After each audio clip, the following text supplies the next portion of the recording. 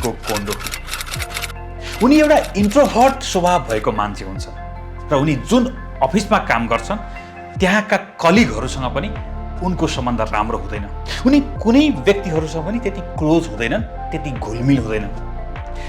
त्यसपछि उनको लाइफमा टर्निङ पोइन्ट तब आउँछ जब उनले हात्सुने मिको नामको एउटा गायिकालाई भेट्छन्।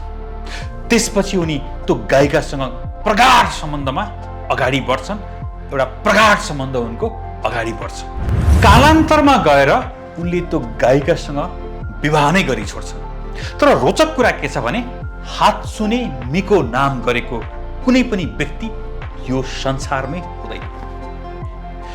यो त हुन्छ एआईले निर्माण गरेको एउटा क्यारेक्टरको नाम। उनले सन् 2018 मा 18 लाख भन्दा बढी नेपाली रुपैयाँ खर्च गरेर त्यो क्यारेक्टरसँग विवाह गरेको हुन्छ। उनले त्यो क्यारेक्टरसँग विवाह गर्दाखेरि एउटा यो होलोग्राम हुन्छ, सानो डब्बाभित्र प्रकाशले निर्माण गरेको एउटा आकृति, र त्यही आकृतिलाई उनले आफ्नो जीवनसाथी मान्छन्। त्यही व्यक्तिसँग उनी क्लोज हुन्छन्, इन्टरेक्सन गर्छन्, आफ्नो भावना साटासाट गर्छन्। konnichiwa. Oh, that's so cute. र रोचक कुरा के छ भने अहिलेको समयमा त्यो कम्पनीले त्यो प्रोडक्टलाई बन्द गरिदिसकेको छ।